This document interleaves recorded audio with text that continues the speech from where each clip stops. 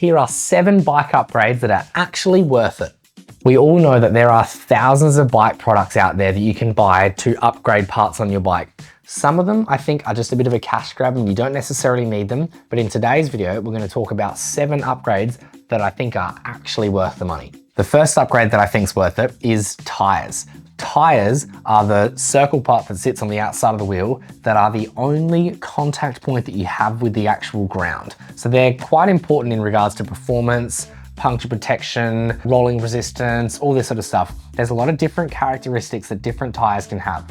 Typically speaking, the cheaper tyres are maybe not as good rolling resistance, or they're easier to puncture, or maybe they're just not as grippy as well when you're going around the corners. So upgrading to a nice, good quality tyre is gonna help make all of those things a little bit better. If you were coming into the bike shop asking about which tyre should I be buying, and you were asking me this question, I'd be putting another question back on you, asking what are your different goals? What are you actually hoping to get out of this tyre? Do you want to get the fastest Strava time you've ever got? Or do you want to never have to replace a tube ever again? Because they're 2 slightly different goals, I think. For what it's worth, we also did a video on this topic just a few weeks ago about how to pick out the perfect tire, so you might want to check that one out as well. Some different types of tires will have different characteristics, so that's where it comes back to what your actual goal is. Some tires, like this Schwalbe Pro 1, is designed to be quite a fast tire, but it's also supposed to have a pretty good puncture protection. But it's not necessarily the fastest tire, but it's also not necessarily the most puncture protection.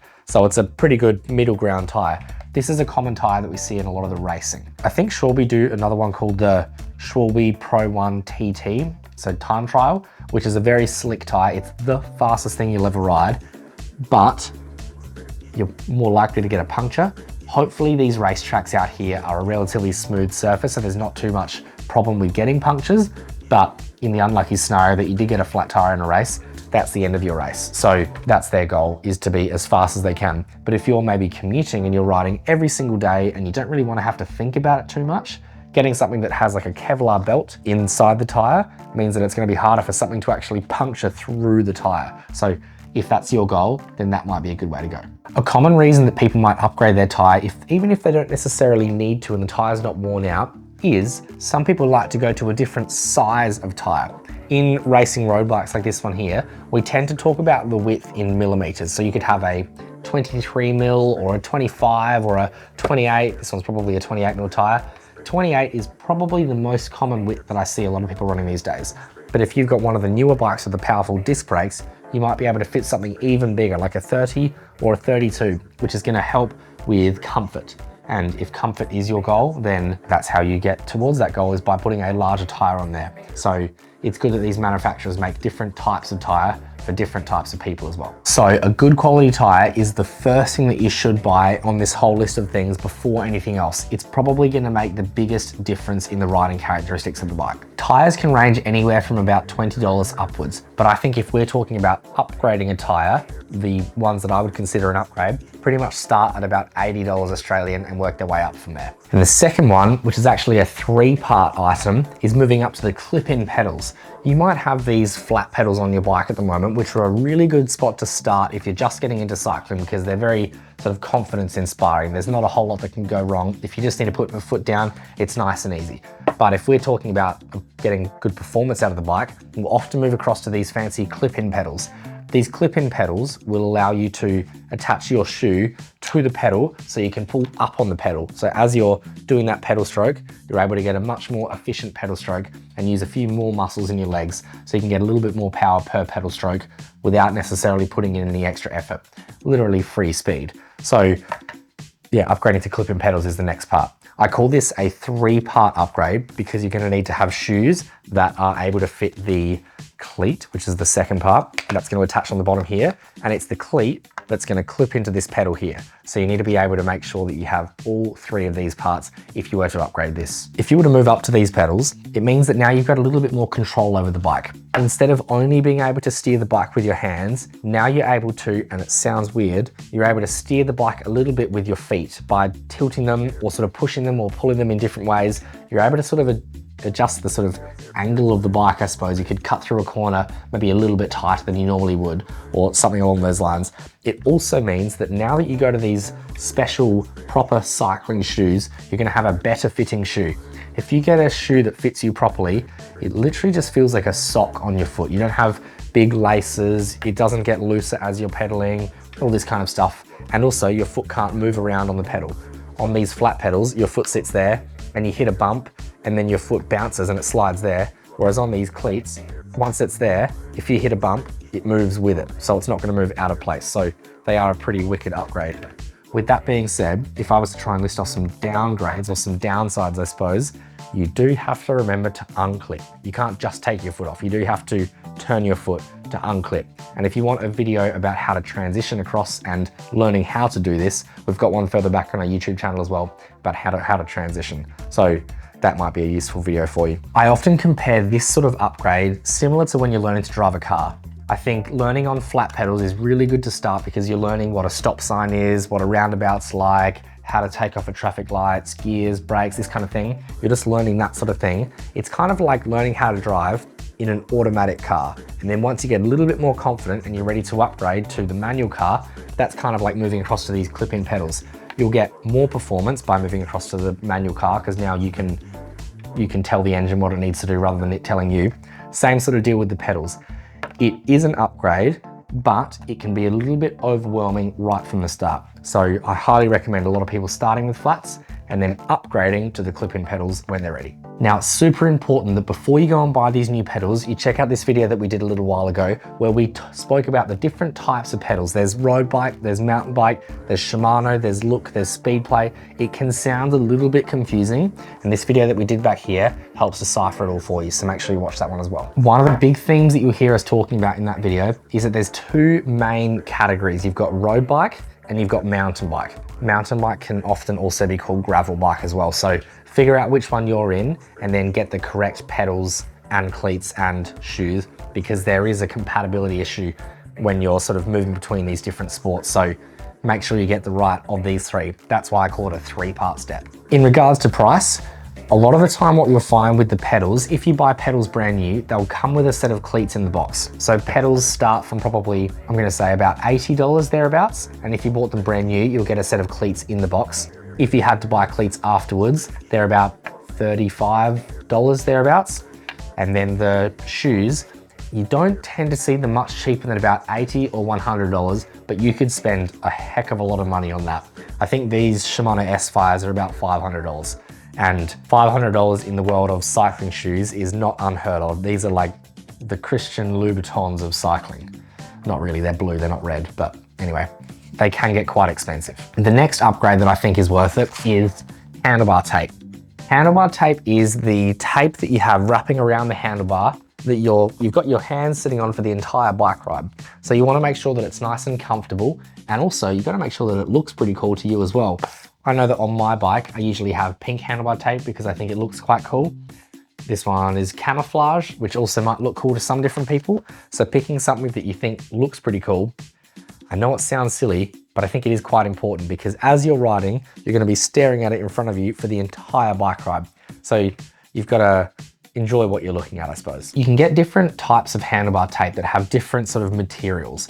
A really common one that you'll see is a cork material. It's quite like a soft material that people have their hands on. You could go to a gel cork, which is more or less the same thing, but it's a little bit thicker because it's got some gel inside there. That's gonna make it more comfortable. It's also gonna make the handlebar grip a little bit thicker, which is a good thing for a lot of people because it's gonna take some of the vibrations off your wrist.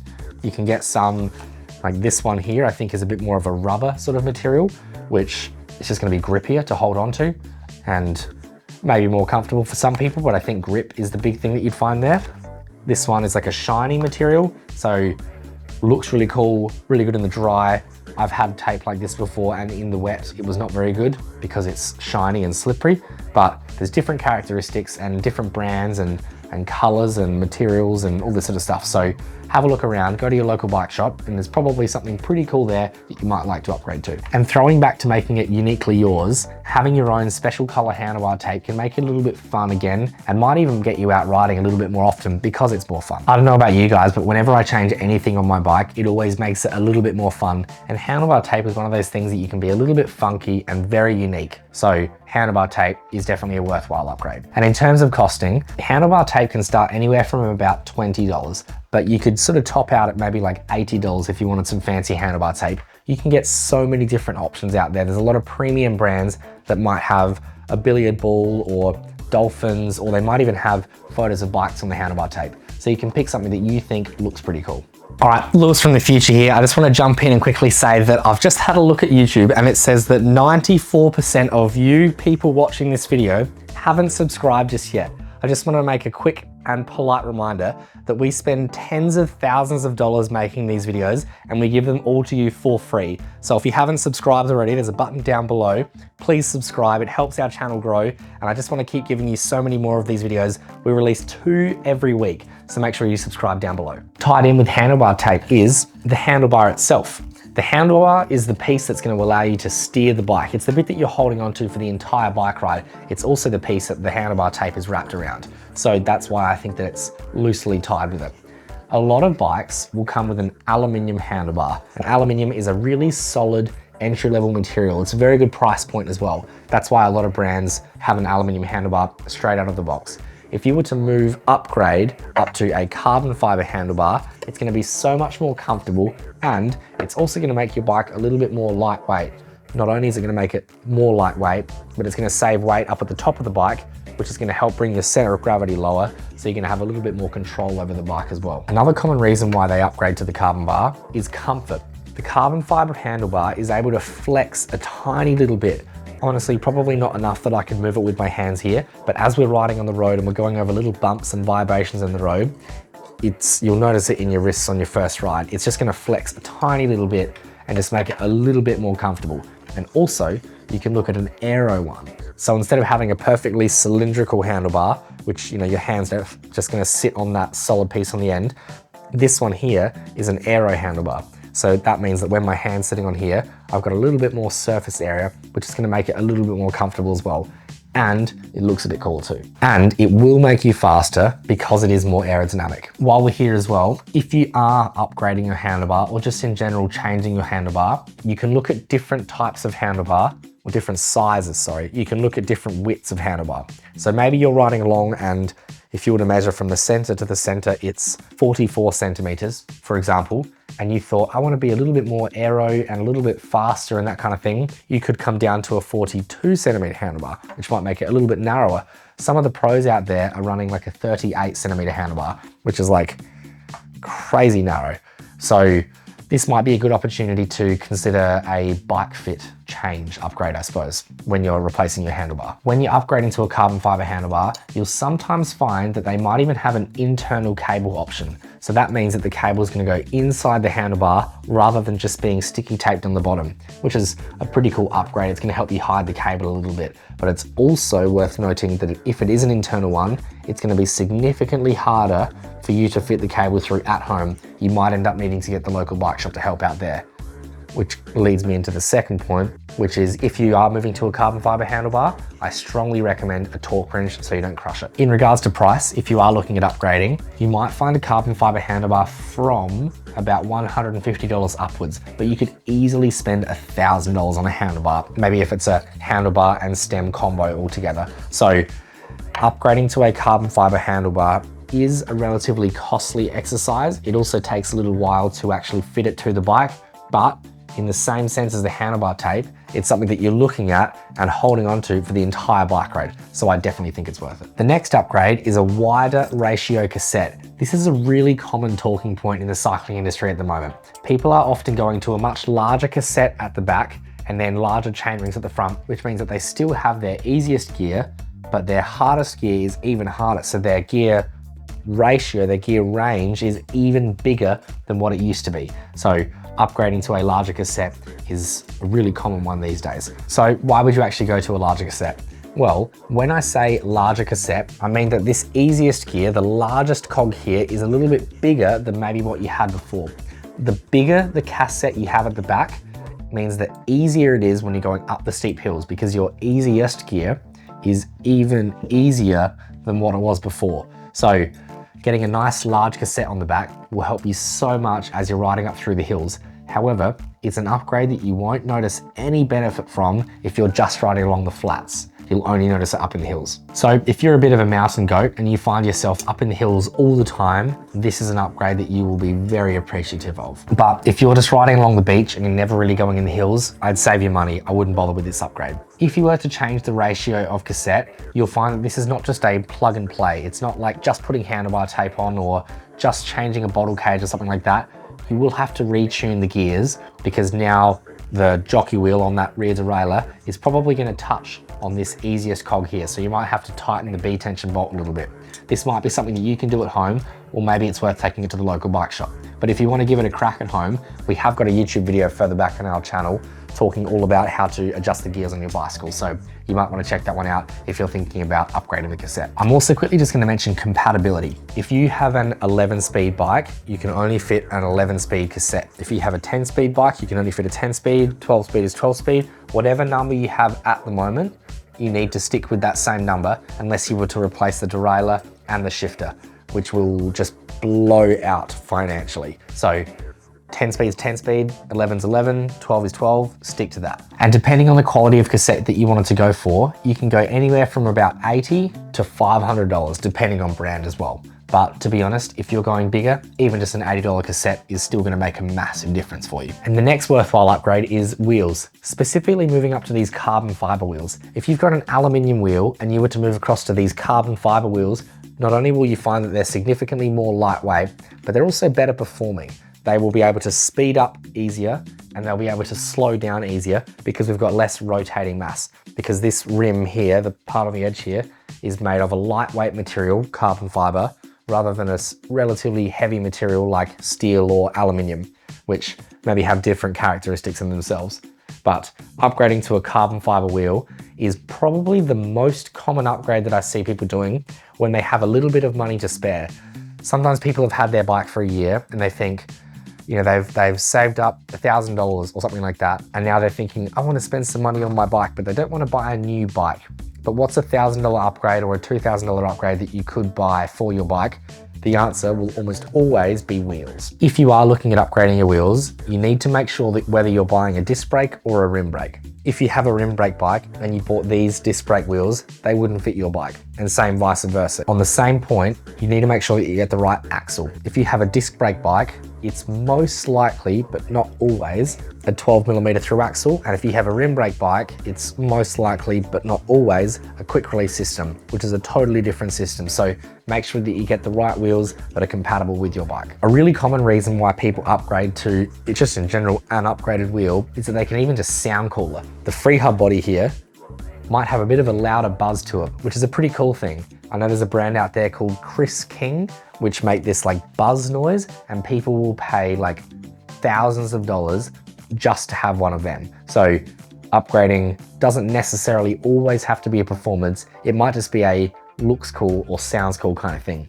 It's a pretty common story I see with these deep dish carbon wheels. And if you want to see a video comparing lightweight carbon fiber wheels and heavy aluminium wheels, make sure you hit subscribe down below. We haven't done a video just yet, but we might have one coming out soon. And the final thing we have for this video is upgrading to having a set of lights. Lights are important if you're riding at nighttime, obviously, because it's dark out there and you want to be able to see where you're going. But even just from a safety side of things, it's so important that the other road users, cars, trucks, buses, other cyclists, are able to see where you are. I say that the rear light is a must. I use a rear light daytime, nighttime, all the time, because I can't see what's happening behind me. And I want the car that's coming up behind me to know that I'm there. The one on the front, personally, I only use it during the nighttime, but I leave it on like a flashing setting. If I'm in the city and there's street lights, I have it on a flashing setting. But if I'm in the back streets and there's no street lights, I turn it on a solid setting, which means it uses more battery, but I want to be able to see where I'm going. So I highly recommend having a set of lights. This doesn't necessarily have to be a day one thing like buying a helmet, but I strongly recommend it.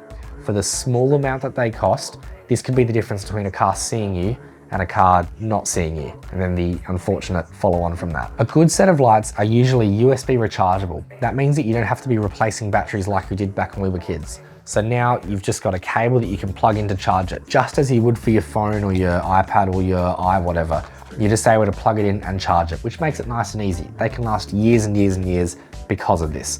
Also, most of the time they have an elastic strap, so it's easy to connect it to the handlebar or to the seat post, so you've got front and back, which just makes it a little bit easier. So connecting a light to the bike might sound difficult, but it's actually a really straightforward task with just a simple elastic strap. And any of these lights can start from anywhere from about $50. So for the 50 bucks that it's gonna cost to get a set of lights, I think this is a really important safety one. So I highly, highly, highly recommend having a set of front and rear lights. Depending on what you're trying to do with your bike, there's different types of lights out there. If you're just riding to and from work, to and from the city in suburbia, you might not need anything ruthlessly bright, but you might need something with an annoying flash, like an inconsistent flash so it stands out to the cars.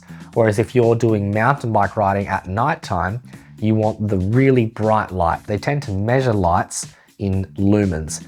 And as far as I'm aware, I think 1 lumen is equal to 1 candle. So this rear light, for example, says it has 30 lumens. So it's like saying it has 30 candles pointing forward.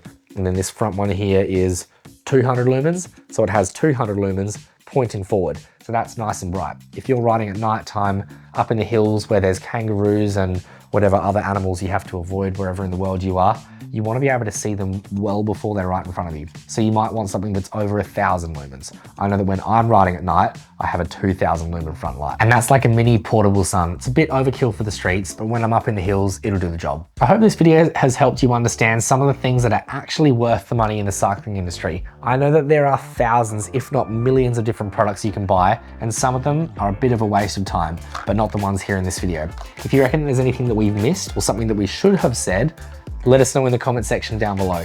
And same the other way around. If you reckon there's something here that we've mentioned that people should buy and you disagree, also let us know in the comment section below. We might even be able to make another video about it. Otherwise, I'm gonna say thanks for watching and we'll see you in the next video. See you guys.